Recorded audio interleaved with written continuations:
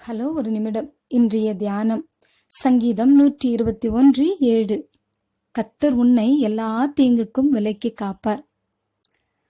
ஒரு இளைஞனும் அவன் மனைவியும் 2 குழந்தைகளுடன் ஒரு கிராமத்தில் வசித்தனர்.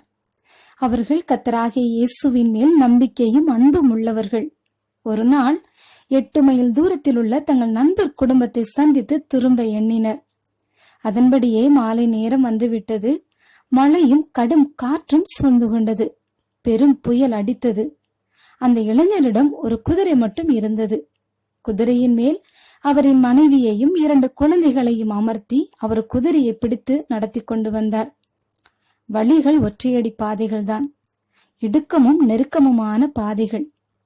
மேகத்தின் இருளில் மின்னல்கள் தோன்றி மறைந்தன. கர்த்தரை துதித்துக் கொண்டே வந்தனர். திடீரென்று ஏற்பட்ட மின்னல் வெளிச்சத்தில் அவர்கள் பார்த்த காட்சி அவர்களை அதிரச் செய்தது. காட்டில் உள்ள சிறுத்தை புலி ஒரு மரத்தின் மீது அமர்ந்து கொண்டு அது குதிரை மீது அமர்ந்துள்ள பெண்ணையும் பிள்ளைகளையும் குறிப்பார்த்து தாவி கொல்ல எதிர்பார்த்து கொண்டிருந்தது.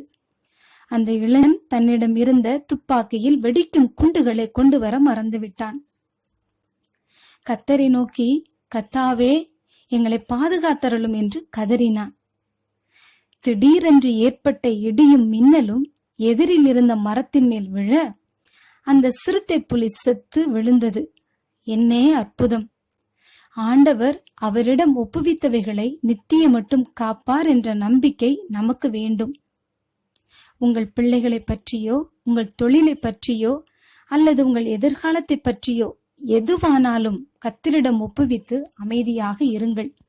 அவர் உங்களை பாதுகாக்க வல்லவராயிருக்கிறார். முற்றும் முடிய அவர் வழிநடத்துவார்.